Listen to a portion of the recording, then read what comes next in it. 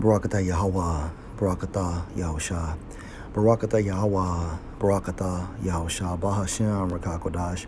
Double honor to the apostles, the elders, salutations to you, sincere brothers, teaching in truth and in sincerity. This lesson will be entitled The Justified Guy. My source, Etiman Online. Justification means what?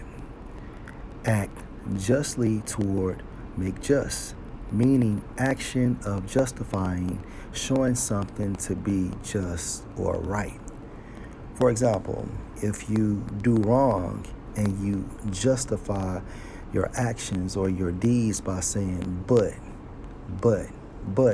instead of taking the rebuke or just saying salakia for your wrong deeds. Okay, now justification goes into the origin of justify, which means what?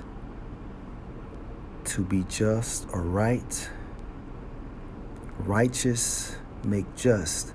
So anyway, you use the but, you disregard the correction, and you explain yourself to make it appear that you are righteous or that you are just, although you went off. And justify goes into just, which means what? Righteous, sincere, morally upright. Okay, also righteous in the eyes of the Most High. Okay, so justification goes into the origin of just, and just means morally upright. And like I stated before, you explain yourself and you utilize the but to justify your wrong deeds. Although you are wrong, Lord will you are edified. Case example comes from 1 Samuel 15 and verse 1. Samuel also said unto Saul, the Lord Yahweh sent me to anoint thee to be king over his people, over Israel. Now therefore hearken thou unto the voice of the words of the Lord Yahweh. Thus saith the Lord Yahweh of hosts, I remember that which Amalek did to Israel, how he laid wait for him in the way when he came up from Egypt. Now go and smite Amalek, and utterly destroy all that they have, and spare them not, but slay both man and woman, infant and suckling, ox and sheep, camel and ass. Keep this in mind. These are the instructions from Yahweh Bahashem, Yahushua, through the prophet Samuel, instructing Saul, King Saul, on what to do. And Saul gathered the people together and numbered them in Telam, 200,000 footmen and 10,000 men of Judah. And Saul came to a city of Amalek and laid wait in the valley. And Saul said unto the Kenites, go, depart, get you down from among the Amalekites, lest I destroy you with them. For ye showed kindness to all the sons of Israel when they came up out of Egypt. So the Kenites departed from among the Amalekites. And also when you research it, the Kenites were actually from the descent of Ham. And Saul smote the Amalekites from Havilah until thou comest to Shur, that is over against Egypt. And he took Agag, the king of the Amalekites, alive, and utterly destroyed all the people with the edge of the sword. But Saul and the people spared Agag, and the best of the sheep, and of the oxen, and of the fatlings, and the lambs, and all that was good, and would not utterly destroy them. but everything that was vile and refused, that they destroyed utterly. Now let's go back into the instructions.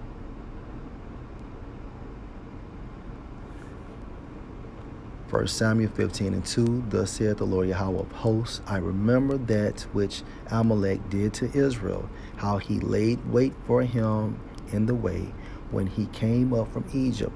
Now go and smite Amalek and utterly destroy all that they have, and spare them not, but slay both man and woman, infant and suckling, ox and sheep, camel and ass. And what did Saul do? But Saul and the people spared Agag, and the best of the sheep, and of the oxen, and of the fatlings, and the lambs, and all that was good, and would not utterly destroy them, but everything that was vile and refused, that they destroyed utterly. Then came the word of the Lord Yahweh unto Samuel, saying, It repenteth me that I have set up Saul to be king, for he is turned back from following me, and have not performed my commandments. And it grieved Samuel, and he cried unto the Lord Yahweh all night. And when Samuel rose early to meet Saul in the morning, it was told Samuel, saying, Saul came to Carmel, and behold, he set him up a place, and is gone about, and passed on, and go down to Gilgal. And Samuel came to Saul, and Saul said unto him, Blessed be thou of the Lord Yahweh. I have performed the commandment of the Lord Yahweh. Let's read that again. And Samuel came to Saul, and Saul said unto him, Blessed be thou of the Lord Yahweh. I have performed the commandment of the Lord Yahweh. This is a lie. And Samuel said, What mean then this bleating of the sheep in mine ears, and the lowing of the oxen which I hear? And Saul said, They have brought them from the Amalekites, for the people spared the best of the sheep and of the oxen to sacrifice unto the Lord Yahweh thy power, and the rest we have utterly destroyed. Now you see, these was not the instructions from Yahweh B'Shem Yahushua. And ultimately, Saul controlled everything, but he was being wicked. And this is a blatant lie, stating that you followed, or he followed, the commandment of Yahweh B'Shem Yahushua, but then you spared Agag. You spared the best of their sheep and the best of their oxen. Okay, verse 16. Then Samuel said unto Saul, Stay, and I will tell thee what the Lord Yahweh have said to me this night. And he said unto him, Say on. And Samuel said, When thou wast little in thine own sight, meaning what? Insignificant, was thou not made the head of the tribes of Israel? And the Lord Yahweh anointed thee king over Israel. And the Lord Yahweh sent thee on a journey, and said, Go and utterly destroy the sinners, the Amalekites, and fight against them until they be consumed. That means everybody and everything regarding their possessions. Verse 19. Wherefore then did thou not obey the voice of the Lord Yahweh, but did fly upon the spoil, and did evil in the sight of the Lord Yahweh? And Saul said unto Samuel, Yea, I have obeyed the voice of the Lord Yahweh, and have gone the way which the Lord Yahweh sent me, and have brought Agag, the king of Amalek, and have utterly destroyed the Amalekites. Do you see this? He is lying and justifying himself by saying what? Yea, I have obeyed the voice of the Lord Yahweh, and have gone the way which the Lord Yahweh sent me. No, he didn't. He's supposed to kill everything and destroyed everything, and have brought Agag, the king of Amalek, and have utterly destroyed the Amalekites. When you go into that term, utterly, it means a desolation. Nothing remaining. Okay? So how can the Amalekites be destroyed when you have the king within the presence of Saul? Now 21. But the people took of the spoil. This is the justification. When you correct someone and they say but, or see, or if, okay? Saul is the justification guy. But the people took of the spoil, sheep and oxen, the chief of the things which should have been utterly destroyed, to sacrifice unto the Lord Yahweh thy power in Gilgal. Verse 22, and Samuel said, have the Lord Yahweh as great delight in burnt offerings and sacrifices as in obeying the voice of the Lord Yahweh. Behold, to obey is better than sacrifice, and to hearken than the fat of rams. Right. Listen.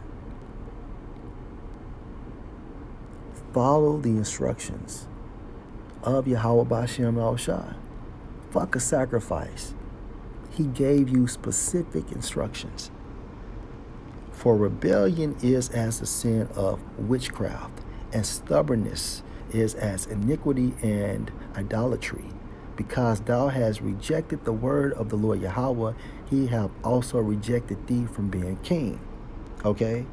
So not only did not only did Saul lie unto Samuel by saying he utterly destroyed the Amalekites, but King Amalek, King Agag, was still alive. And he had choice sheep and choice oxen. He also justified himself by saying what? Verse 21, but the people took of the spoil, sheep and oxen, the chief of the things which should have been utterly destroyed, to sacrifice unto the Lord Yahweh by power in Gilgal. This is that justification demon that was on Saul as well. And the reason why he did this, going back into the term just, he was trying to make it seem like he was morally upright and righteous in the eyes of the Most High. No, he wasn't. Okay? Lord will, you are edified. Shalom. And also, it is better to take your lick like a man.